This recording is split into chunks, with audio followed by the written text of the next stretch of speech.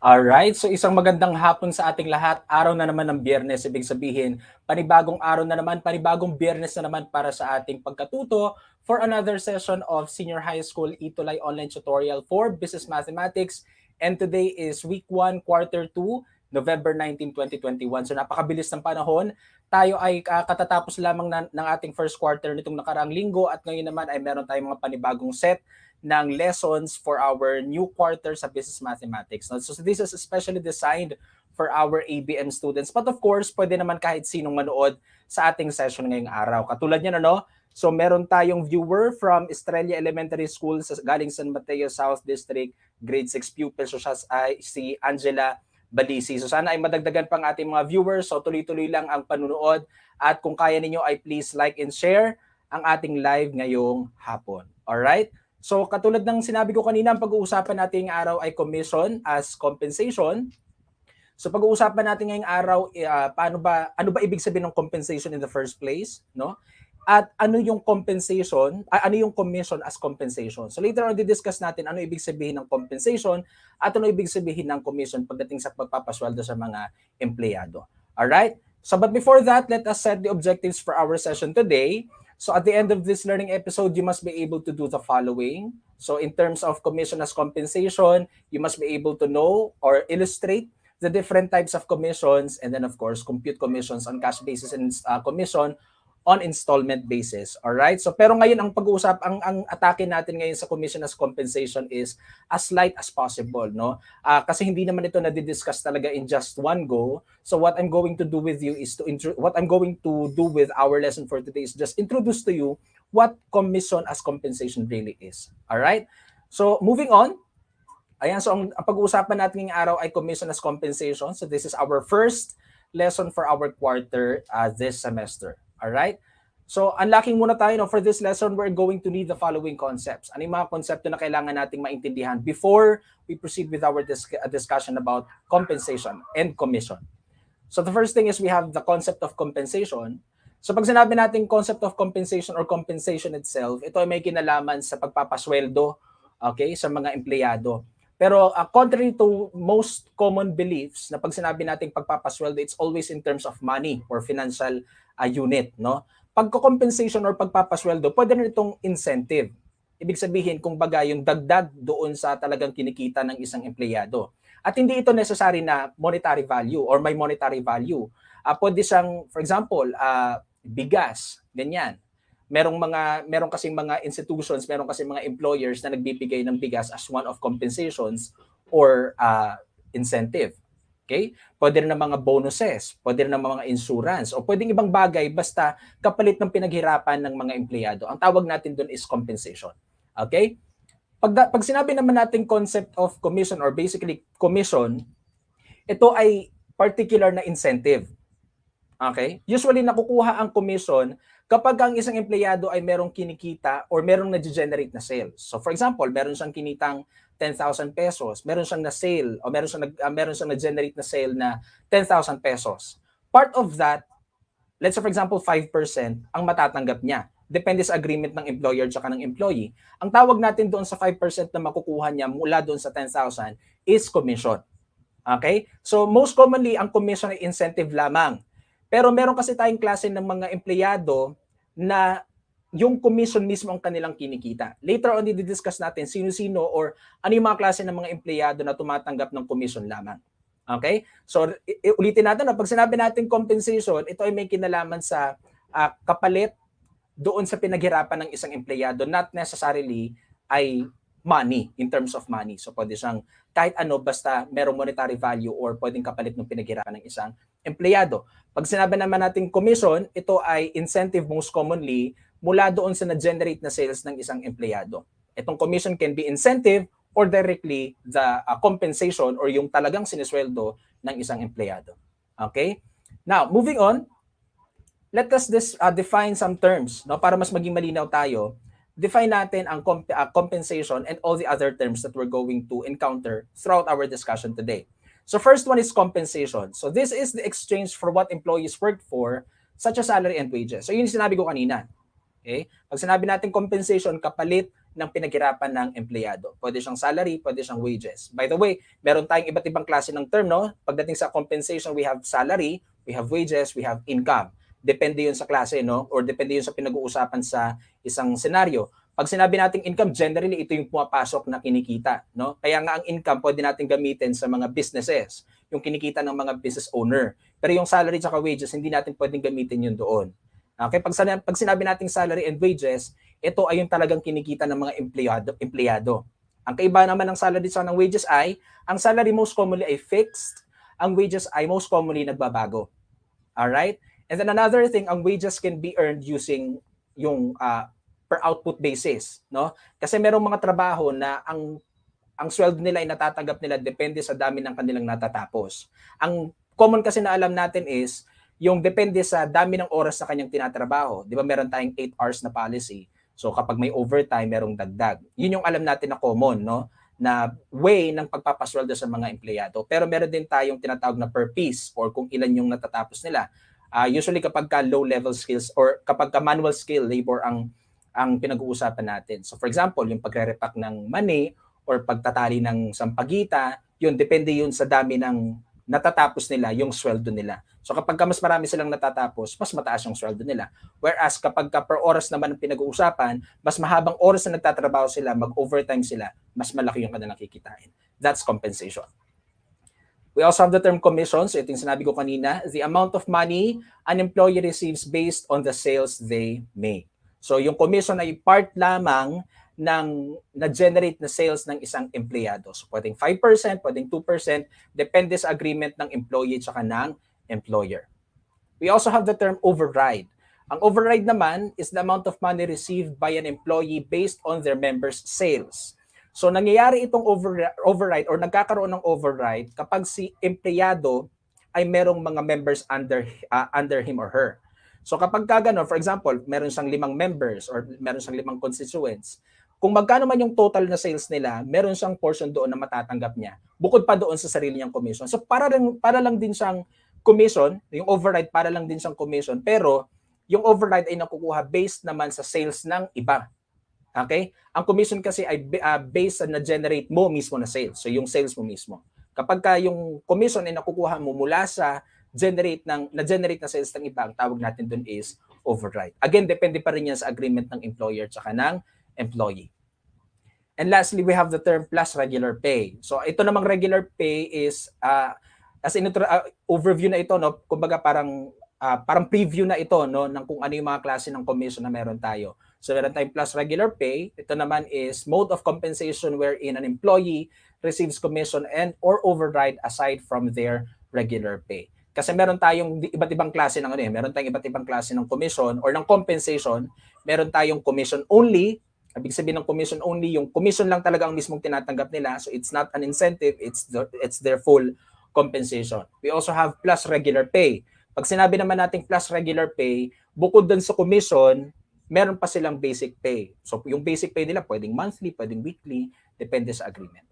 Alright? Okay. So commission earners. So ito yung sasabi ko kanina na merong mga kumikita ng incentive, ng commission as incentive, merong kumikita ng commission as additional to the regular pay. So ito yung tinatawag natin na commission earners. And generally, we have 3 types of commission earners. So we have salesmen, agents and brokers, and managers. Pag salesmen, these are employees of a firm that may be earning commissions aside from regular pay. Salesmen ang tawag natin doon. So bukod doon, itong mga salesmen na ito, kumikita sila ng regular pay bukod sa commission nila. Kaya kapag for example, pumunta kayo sa mall, bibili kayo ng for example ng cellphone, merong mga lalapit sa iyo, no? Merong magte-tend sa iyo kung anong gusto mo. And then kapag na-complete yung transaction, meron silang portion doon sa list price nung product na bibilin mo. For example, yung product na bibilin mo is 15,000. Tapos na-complete yung transaction, tapos meron silang makukuha doon, for example, 300 pesos or 500 pesos. Yun ang yung 500 or 300 pesos, kapag salesman sila, meron pa silang matatanggap na regular pay.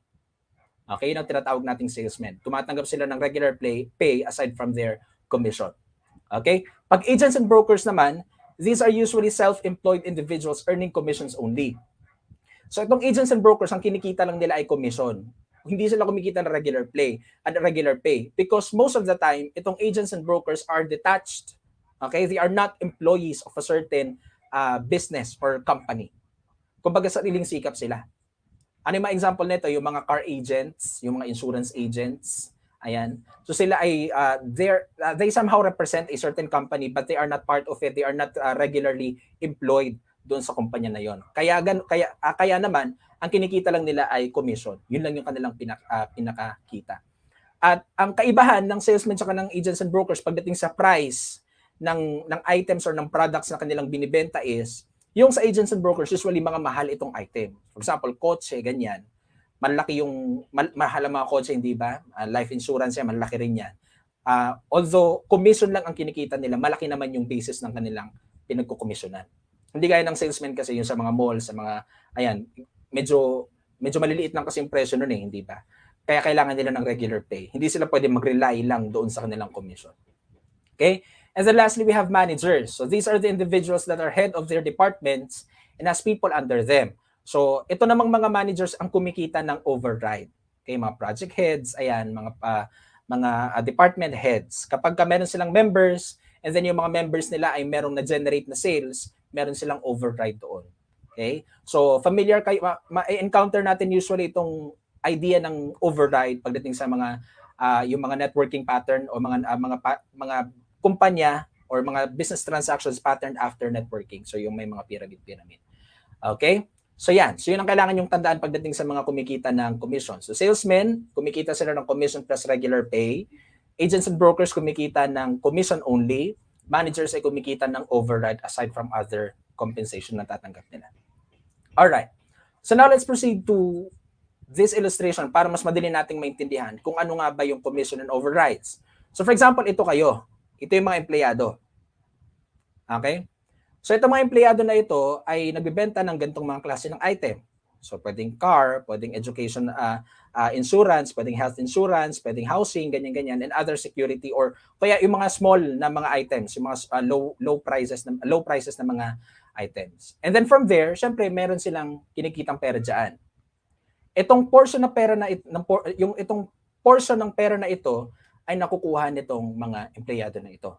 Ang tawag natin doon ay commission. Okay? Now, itong mga empleyado na ito, supposedly, let's say for example, meron sila mga pinagre-reportan, meron sila mga head. Itong mga ito ay kumikita rin sila mula dito sa sales na na-generate nitong mga empleyado na ito. Okay? So yung money na yon, ang tawag natin doon, na napupunta doon sa mga nasa taas is overrides. Okay? So this is how we can represent the idea of commission and overrides based on the idea of how it is obtained or received by employees in a company. All right? Okay, so proceed tayo sa computation, ano? So yan ang commission, ito naman ang overrides. Proceed tayo sa computation. So kakaiba kasi sa mga previous sessions natin kapag problem solving, no? Pag problem solving kasi ini-introduce ko muna yung formula. Okay? Dito kasi sa commission and overrides, the formula is super basic, no? Ang pagko-compute ng commission at saka ng override is multiplication lamang ng rate of commission o kaya naman rate of override doon sa na-generate na sales. Ngayon, medyo may kakaiba lang kapag yung way ng pagko-commission ay meron pang quota. For example, magkakaroon siya ng commission doon sa sales na na-generate niya over 50,000. So kapag, for example, ang sales is 40,000, di ba ang quota is 50, wala siyang makukuhang commission doon. Pero kung for example, 75 versus 50,000, mas mataas siya ng 25,000, sa 25,000 meron siyang commission. Okay, so depende pa rin talaga sa agreement ng employer tsaka ng employee. So let's have this one. So Jed Monet is a car sales agent. He is paid commission only at a rate of 2.5%. For the current month, he sold 2 cars totaling 1,875,000. How much is his commission? So very straightforward naman yung problem, hindi ba? So si Jed Monet daw is a car sales agent. Ang kinikita niya lang daw ay commission lamang at a rate of 2.5%. Ibig sabihin, sa na-generate niyang sales, 2.5% doon ay mapupunta sa kanya. Yun yung incentive niya, yung compensation niya. For the current month, nakabenta raw siya ng 2 kotse, ang total daw is 1.875 million pesos. The question is, how much is his commission? Magkano yung kikitain niya mula doon? Alright? So, Jedmonet's commission is 2.5% of his generated sales. Yun yung sabi ko kanina, di ba? That is, okay, sige nga, ano ba sabi ko kanina, di ba yung pagko-compute natin ng commission is simply multiplication of commission rate doon sa na-generate na sales kung wala namang quota na sinabi dun sa problem or dun sa situation. So wala namang quota dito, so we just have to directly multiply this commission rate doon sa na-generate niyang sales. Since nakatotal naman na ito, wala na tayong gagawing iba, we just have to multiply 2.5% and 1,875 pesos, and that is 46,875 pesos. Ganun lang siya kasimple. Ganun lang yung pagko-compute ng commission. Ayan, so merong sagot si Kurin J. Eliarda. So siya ay viewer natin from YouTube. Ayan, that's correct, no? So your answer is 46,875. That is correct. And then forget, of course, yung ating conclusion. Therefore, Jedmonet will earn 46,875 pesos in commission for the current month. Di ba madali lang siya? Ganun lang siya. Pero magkakaroon tayo ng mag-iiba yung solution natin kapag may quota na o kaya kapag graduated na siya, yung pataas na siya ng pataas, depende sa tumataas din na sales. Okay, next, example number 2.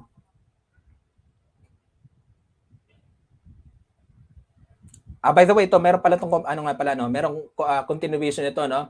So alam natin na kumikita si Jedmonet ng 46,000 kumita si Jed ng 46,875 pesos in commission. But what if, for example, he earns a basic monthly pay of 23,000? Paano kung kumikita siya ng monthly na 23,000? Magkano yung kanyang gross earnings? Kasi yung gross earnings na itatanong natin. Pag sinabi natin gross earnings, kung magkano talaga yung kanyang kikitain.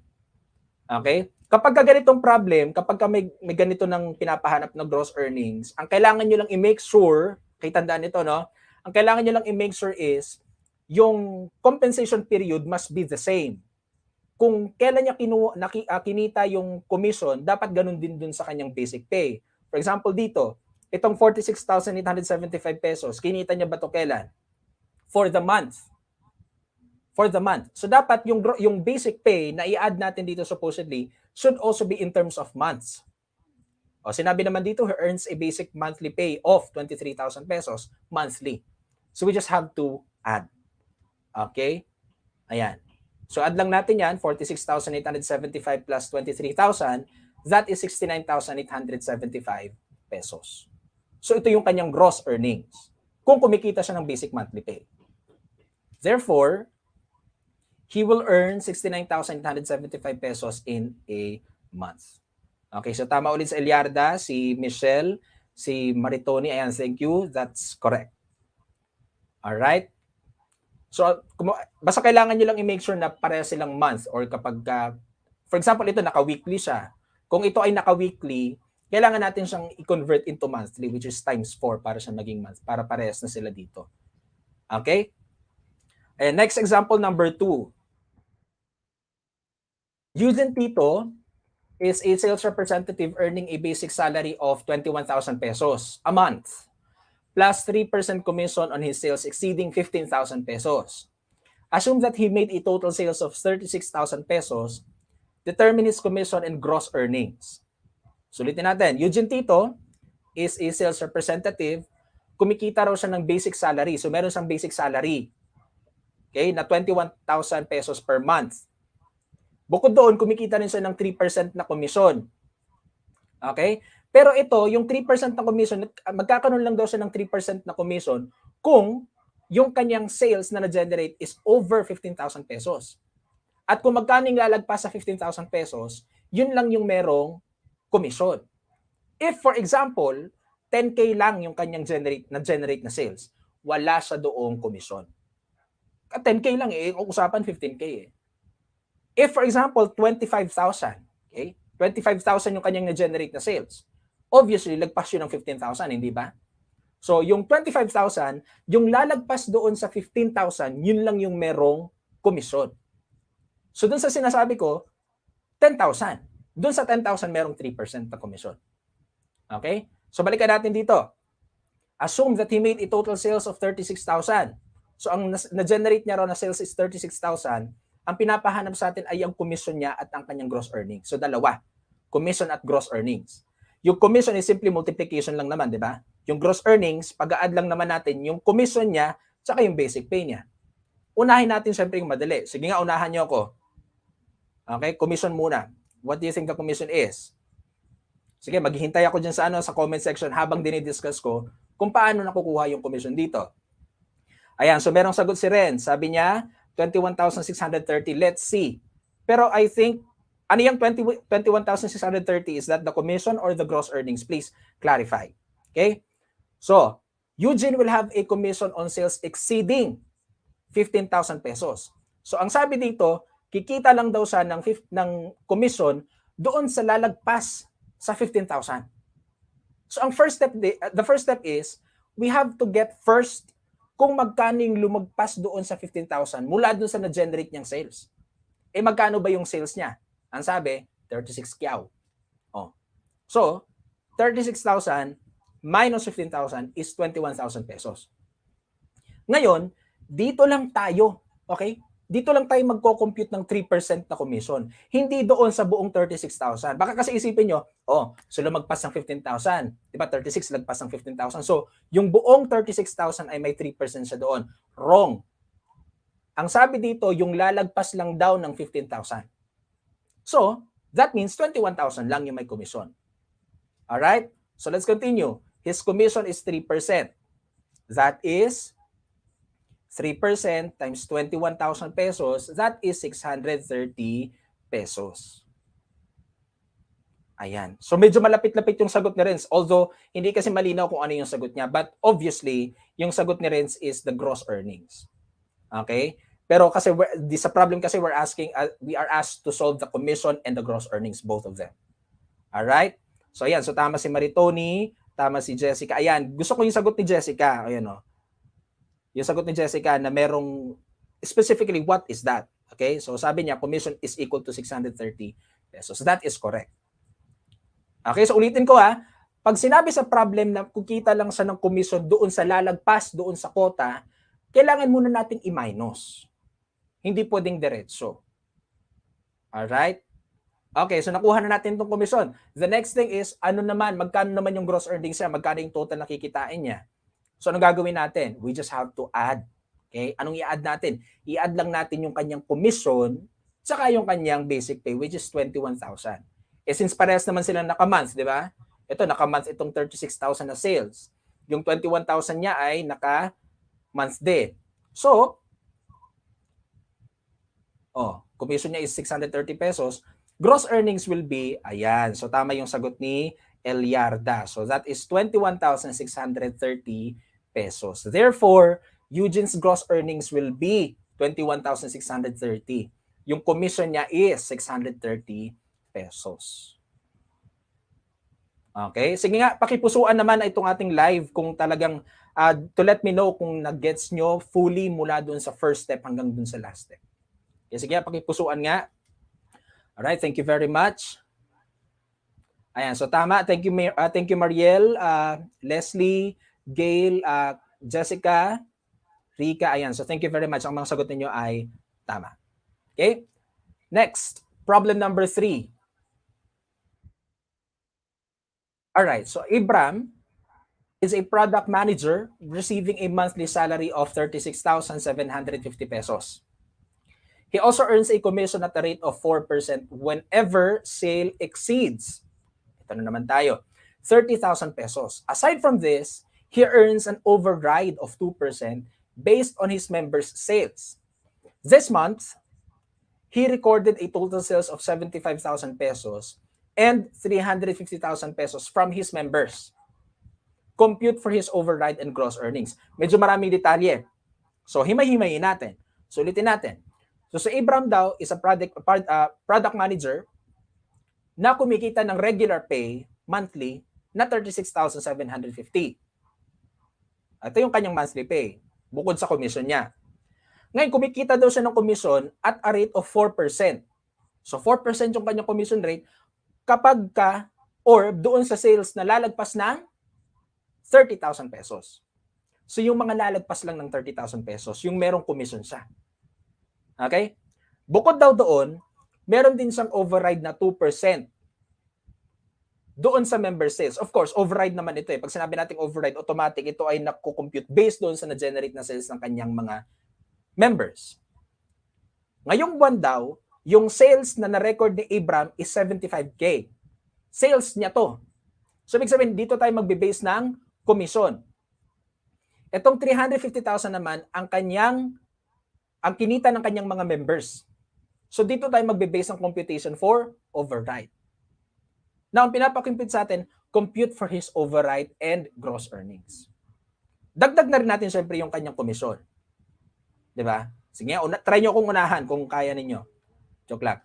Pero madali lang naman siya, diba? O, kung alam niyo yung sagot, please let me know para ma-check natin mamaya kung tama yung sagot ko. Okay? So, pero recall muna natin, ito, yung commission sa override.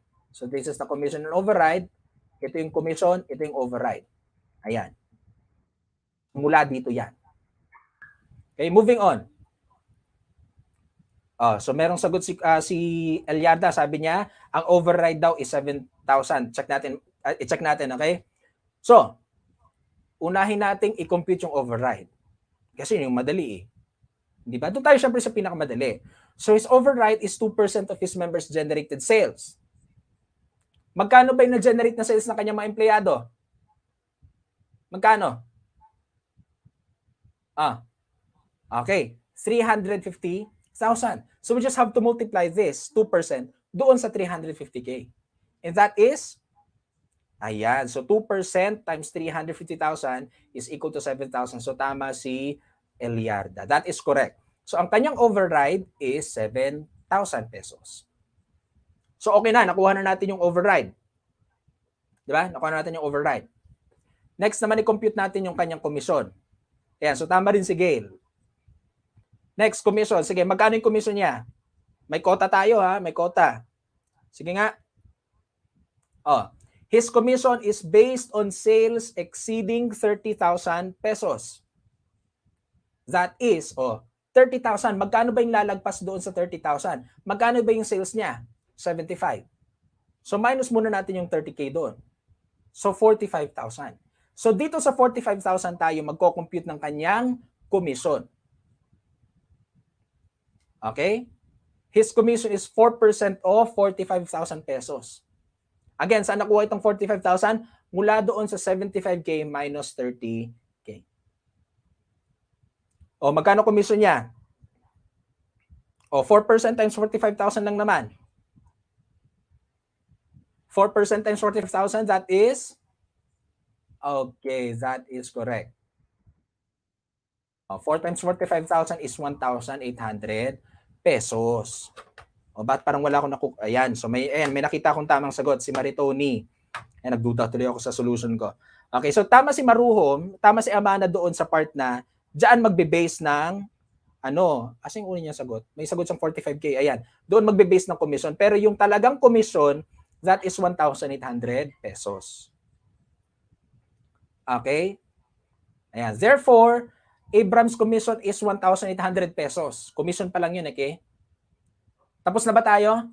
Hindi pa. Ang pinapakompute ay override, commission, saka gross earnings. So, gross earnings pa. Sige, magkano kanyang gross earnings? Magkano gross earnings? His gross earnings will be the total of all earnings. That is, magkano gross earnings? Okay, that is correct. So we just have to add them all. That is 7,000 plus 1,800 plus 36,750. Ito yung kanyang basic pay. And that is 45,550 pesos. May nakakuha ba ng tamang sagot para sa gross earnings? Hintayin nga natin. Ayan, so tama si Renz. Okay, that is correct. Gross earnings is 45,550 pesos. Abram's gross earnings, Abraham pala, bakit Abram yung nakalagay dito? Abram's gross earnings is 45,550 pesos. Okay? Ganun lang siya kasimple. So ano rin, ang basic na formula natin is multiply lang natin yung override rate or yung commission rate doon sa sales ng kanyang member o kaya ng kanya mismo. Mag-iiba lang tayo kapag meron tayong quota. Kapag meron tayong quota, the first thing that we need to do is to get the excess mula dun sa quota. So if the quota is 15,000, tapos ang sales is 36,000, ibawas muna yung 15K mula dun sa 36 saka mag-compute ng commission. Kapag yung na-generate na sales ay mas mababa kaysa dun sa quota, you don't have to compute for the commission or override kasi wala siyang commission or override. Okay, ganun lang siya. And then pagka gross earnings naman, we just have to add yung commission, yung override, saka yung kanyang basic pay, kung ano man yung meron siya doon. Okay, sige nga, pakipusuan nga itong ano natin, itong slide natin kung na-gets ba ninyo yung ating first step for yung solution natin for item number 3. Okay, so that's it. So yan. So ano ba yung kailangan nating tandaan? Take note of the following when solving problems involving business application of okay. Yan. So the first thing is commission is earned based on one's own generated sales. Ito yung sinabi ko kanina. Ang commission ay kinikita based sa sarili mong na-generate na sales. Yung override naman ay based on someone's generated sales. Okay? Commission can be computed after a quota. Yun yung sa problem number 2 and number 3. And of course, commission and override are only portions of generated sales. Ayan. Kapag portion lang naman talaga siya, hindi ba? 5%, 2%, 3%. Kasi kapag yung buong sales ay napunta sa'yo, hindi na commission override yun. Ang tawag na natin dun is income. Di ba? Kung for example, nagbebenta ka ng kotse, tapos ang na-generate mo dun is 150, for example, 450,000. Tapos yung 450,000, buo yun, napunta sa'yo. Hindi na commission override ang tawag dun, income na yun. Okay, kasi ang commission and override ay based lamang doon sa portions ng na-generate na sales. Alright?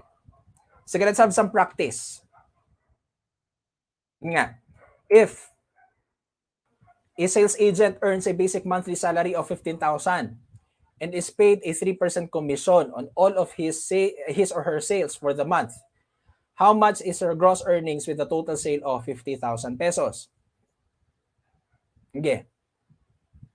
Sabi, sales agent, ibig sabihin ang kinikita niya lang ay commission, pero bukod sa commission niya, kumikita rin siya ng basic pay. Sabi kasi dito, kumikita siya ng 15K. Yung kanyang na-generate na sales is 50,000. The question is, magkano yung kanyang gross earnings? Wala namang quota, hindi ba? So wala tayong kailangang i-minus-minus. Direct na tayo. Sige nga. What do you think is the answer? Magkano yung commission?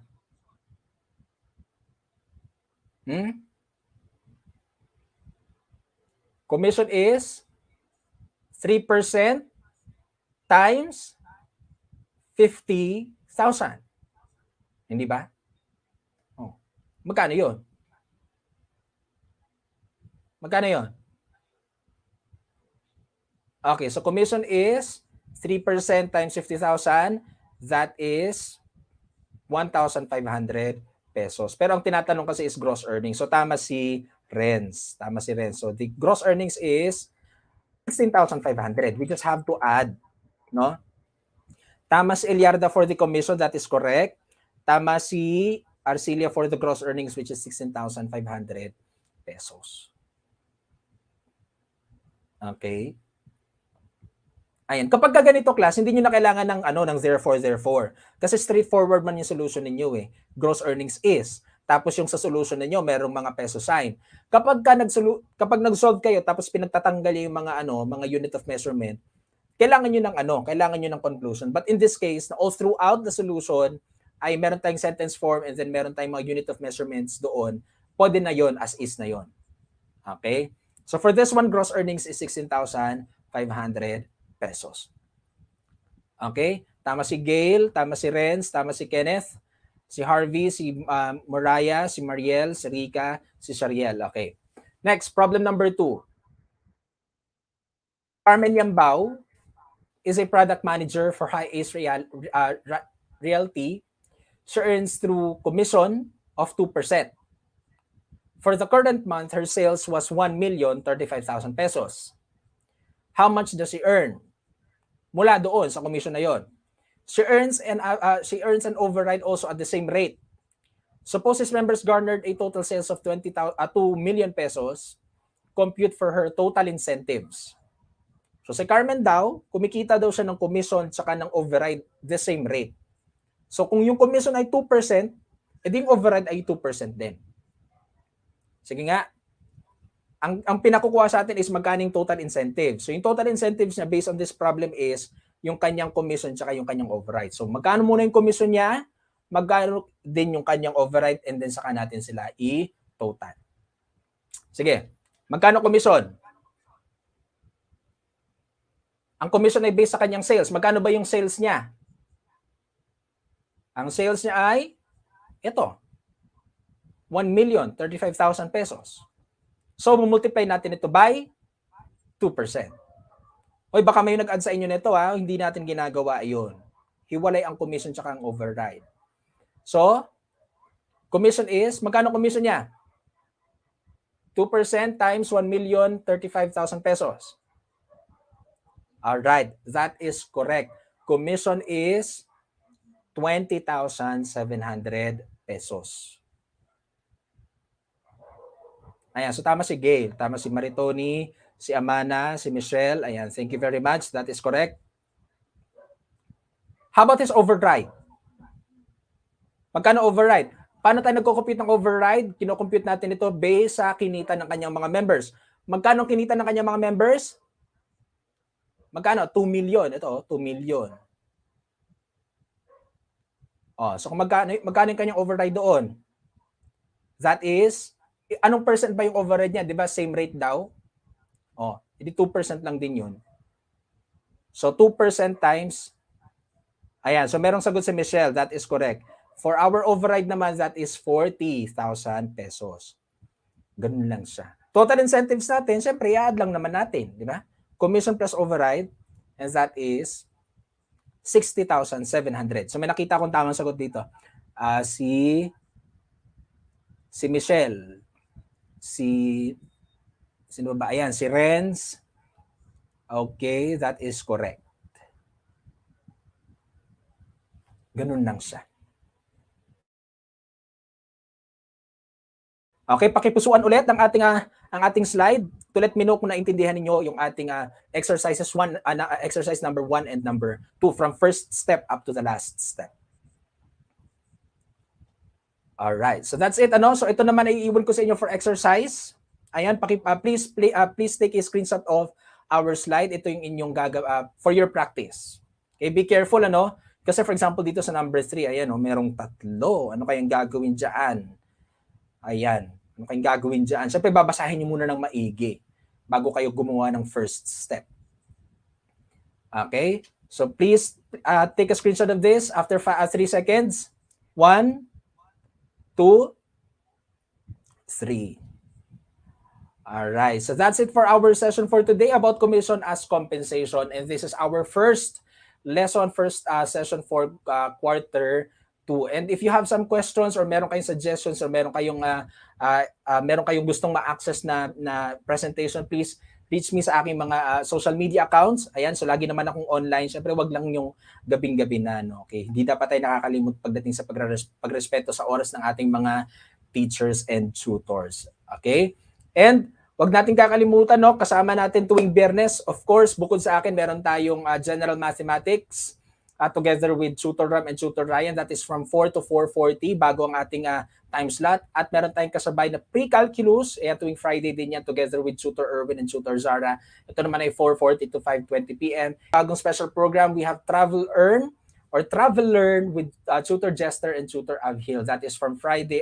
That is every Friday from 5:20 p.m. onward. So right after this session ay meron tayong Travel Learn session with Tutor Jester and Tutor Avhil. Okay, before we end, I would just like to leave you this quotation from Aliyah Bat. So sabi niya, enjoy the journey and try to get better every day and don't lose the passion and the love for what you do. Especially na tayo ay nagsisimula ulit sa ating panibagong quarter. At syempre, bukod sa quarter 2, meron pa tayong mga susunod na quarters. Hindi ito matatapos hanggat hindi natin na-achieve ang ating gustong ma-achieve na accomplishment. So in every steps that we do or every steps that we take, don't lose passion and love for what you do. And love whatever it is that you want to do or accomplish. Okay? So, magkita-kita tayo muli sa susunod na Biyernes mula 4:40 hanggang 5:20. Muli ako si Tutor Eljun, ang inyong Senior High School Business Mathematics tutor. Muli, magandang hapon sa ating lahat at paalam. Salamat!